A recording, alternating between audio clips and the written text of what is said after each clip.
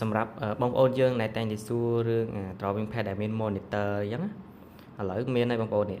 នេះយើងអាចបញ្ជានៅលើនេះដោយបានបិចវាប្រចាំងនៅលើ monitor នេះបានណាអូខេឥឡូវខ្ញុំសាកល្បងគូសប្រាស់សម្រាប់បងប្អូនដែលជួយចិត្តគូសរូបអីចឹងណាឥឡូវខ្ញុំបង្កើត new នេះមួយអូខេខ្ញុំយក size មួយនេះខ្ញុំចុច create អូខេឥឡូវខ្ញុំចូលយក brush នេះខ្ញុំយក size ទូបន្តិច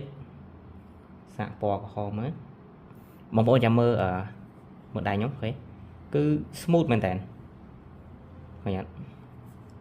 សម្រាប់បងប្អូនយើងអាចធីជួយចិត្តគូរូបអីគឺត្រូវបាច់មកហើយមួយទៀតផ្លេចបញ្ជាក់បងប្អូនយើងមិនបាច់ត្រឹមតែ Photoshop ទេយើងចង់ទៅកម្មវិធីផ្សេងក៏បាន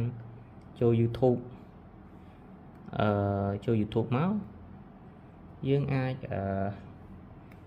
ប្រើបានកម្មវិធី YouTube ឬមួយក៏អីផ្សេងអីចឹងណាបងប្អូនស្ដាប់ភ្លេងអូខេតាមតែបងប្អូនយើងប្រើប្រាស់ហើយយើងចង់កម្មវិធីអីផ្សេងទៀតគឺតាមហ្នឹងហើយអូខេ